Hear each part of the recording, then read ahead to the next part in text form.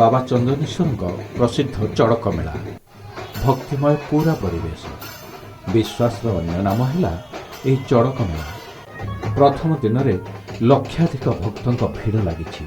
कौलिक रीतिनीति अनुଯାयी पारंपरिक वाद्य जंत्र बजाई ध्वजा बाउंश छेदन करा जाई आरंभ होइछि 11 दिनिया महापर्व। यह पर्व को कौलिक परंपरा अनुଯାयी ध्वजा बाउंश छेदन करी शुभारंभ करा जाए। एथिपाई बाबा चंदनेश्वर मंदिर एक आज्ञामाल नहीं वाद्य जंत्र बजाई विराट पटुआर एक शोभा बाहरी था। मंत्र पाठ करा जाई ध्वजा बाउंश छेदन करा जाइछि। आउ से कटा होइथिबा बाउंश को श्रद्धालु माने अति श्रद्धार सह अति भक्ति निष्ठार सह शोभा रे मंदिर परिसर को आनिछन्ते। ए कटा बाउंश को स्पर्श करिबा पई हजार हजार श्रद्धालु और भक्तंकर प्रबल भीड़ देखिବାକୁ मिलिथिला। भोर 4 से श्रीजीवर द्वार फिर संपन्न होता समस्त सेवायत रही आम श्रीजीवर व्यवस्था समापन पर गर्भगृह मार्जन कर गर्भगृह मार्जन पर श्रीजीवर अवकाश नीति नंदी पूजा और महास्नान पर श्रीजीवर सहन मेला दर्शन दिखाई पुणी पुनराय श्रीजीवर जो नीतिकांति आज जो चड़क मेला नीतिकांति आरंभ होता दुईटा बेले आम महारुद्राभिषेक और महारुद्र यज्ञ करूँ। महारुद्र यज्ञ शेष पर आज्ञाबल घेनी आम समस्त सेवाय सब विद्याहार एटाक आसी जो प्रथम बाउंश छेदन कार्यक्रम संपादन कलु और भरा पर्व बर्तमान बाउंश नहीं जाऊँ। महान चड़क पर्व देवादिदेव बाबा चंदनेश्वर आज शुभारंभ है।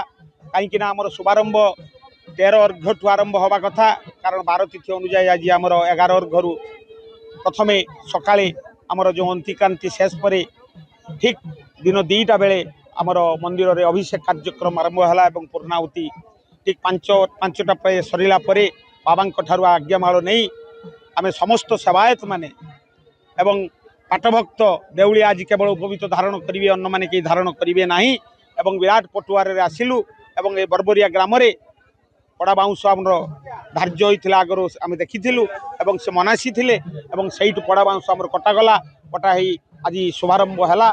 से बाबा पाखे आम प्रार्थना करने कथा समस्त भक्तमंडली समस्त जनसाधारण हे बाबा चंदनेश्वर कौन पर कार विपद न आसू समस्ते शांति ये मेला अतिवाहित हो समस्ते से मंगलमय समस्त मंगल करंतु यही पाखे आम प्रार्थना।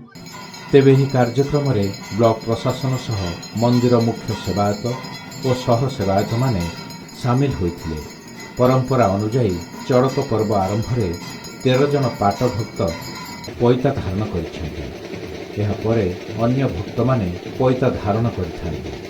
एही पर्व दीर्घ 11 दिन धरी बहु आडंबर सहकारे पालित हो। निजर मानसिक पूरण लगी बाबांको ठारे उपवीत धारण करिबा पाई ओडिशा समेत पश्चिमबंग बिहार झारखंड और छत्तीसगढ़ लक्षाधिक भक्त और श्रद्धालुंकर भीड़ जमी से प्रशासन पक्षर व्यापक बंदोबस्त करा जायछि। जलेश्वर राधा गोविंद दास का रिपोर्ट के न्यूज ओडिशा।